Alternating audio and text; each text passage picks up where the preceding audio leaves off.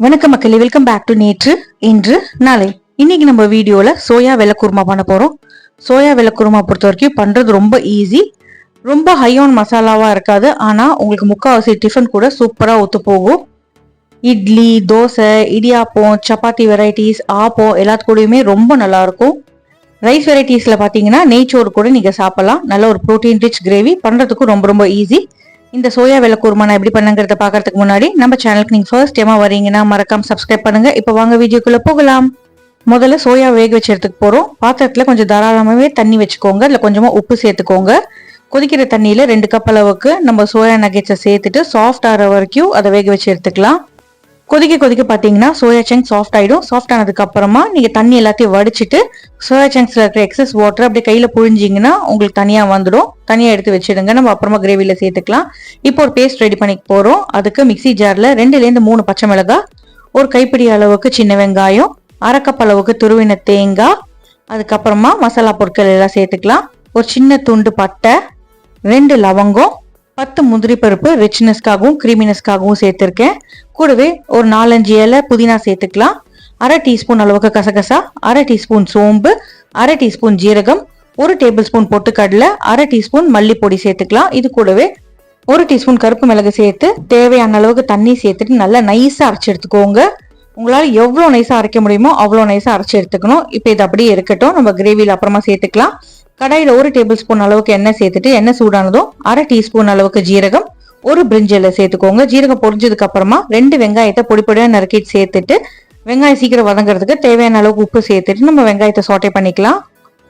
வெங்காயம் கலர் மாறிடுச்சுன்னா உங்களுக்கு குருமாவோட கலர் மாறிடும். முடிஞ்ச அளவுக்கு வெங்காயத்தோட கலரை ஒயிட்டாவே வச்சுக்கோங்க. அடுத்ததா இதுல 1 டீஸ்பூன் அளவுக்கு இஞ்சி பூண்டு விழுது சேர்த்துருங்க. இஞ்சி பூண்டு விழுதோட பச்சை வாசனை போற வரைக்கும் வதக்கிக்கலாம். முடிஞ்ச வரைக்கும் எல்லாமே லோ ஃப்ளேம்ல வச்சு குக் பண்ணிக்கிட்டீங்கன்னா உங்களுக்கு கலர் மாறாது. இப்போ நம்ம வேக வச்சு எடுத்து வச்சிருக்கிற சோயா சங்க்ஸ் எல்லாத்தையும் சேர்த்துட்டு அந்த வெங்காயம் இஞ்சி பூண்டு மிக்சரோட நல்ல ஒரு பெரட்டிக்கலாம். நீங்க சோயா சாட்டே பண்ணும்போது அதுக்குள்ள இருக்கிற எக்ஸஸ் வாட்டர் எல்லாமே ட்ரை ஆயிடும். நம்ம ஒரு வெள்ளை கலர் பேஸ்ட் அரைச்சு வச்சோம் இல்லையா, அந்த பேஸ்ட்டை இப்போ நீங்க சேர்த்துக்கோங்க. பேஸ்ட்ல நிறைய திக்கனிங் ஏஜென்ட் இருக்கிறதுனால டக்குன்னு நீங்க ஹீட்ல சேர்த்தோன்னே திக் ஆயிடும். ஸோ மறக்காம மிக்சி ஜார் அலம்பிட்டு கன்சிஸ்டன்சி அட்ஜஸ்ட் பண்றதுக்கு எவ்வளவு தண்ணி தேவையோ அதையுமே சேர்த்துக்கோங்க. இந்த பேஸ்ட் சேர்க்கும் போது ஃப்ளேம் லோல இருக்கட்டும், இல்லைன்னா அடி பிடிச்சிடும். கொதிக்க கொதிக்க திக்காயிட்டே போகும். அதனால நீங்க பார்த்து தண்ணி சேர்த்துக்கோங்க. குருமாக்கு தேவையான அளவுக்கு உப்பு சேர்த்துட்டு ஒரு 10-15 நிமிஷம் மூடி போட்டு கொதிக்க விட்டுடலாம். நீங்க இதை கொதிக்க விடும் போது உங்களுக்கு 2 அட்வான்டேஜ் இருக்குங்க. கிரேவியில இருக்கிற பச்சை வாசனையும் போகும், சோயாக்குள்ள மசாலா ஃபிளேவர்ஸும் இறங்கும். 10-15 மினிட்ஸ் கொதிச்சதுக்கு அப்புறமா 1 டீஸ்பூன் கரம் மசாலா சேர்த்துக்கலாம். நல்லா கலந்து விட்டுட்டு 1 டீஸ்பூன் அளவுக்கு நெய் சேர்த்துட்டு மிக்ஸ் பண்ணிட்டு அடுப்பு ஆஃப் பண்ணிடுங்க. நீங்க ரொம்ப மசாலா பொடிகள் சேர்த்தாலுமே வெள்ளை குருமாவோட கலர் மாறிடும். நெய் சேர்த்துட்டு கலந்துட்டு அடுப்பு ஆஃப் பண்ணிட்டு கொஞ்சம் டெம்பரேச்சர் இறங்கினதுக்கு அப்புறமா 1/2 கப் பால் சேர்த்துட்டு கலந்து விட்டோம்னா ரொம்பவே நல்லா க்ரீமியாவும் இருக்கும். உங்களுக்கு ஒயிட் கலரும் கிடைக்கும். இன்னும் நல்லா ரிச் அண்ட் க்ரீமியா வேணும்னு நினைச்சீங்கன்னா பாலுக்கு பதிலாக ஃப்ரெஷ் க்ரீம் சேர்த்துக்கோங்க.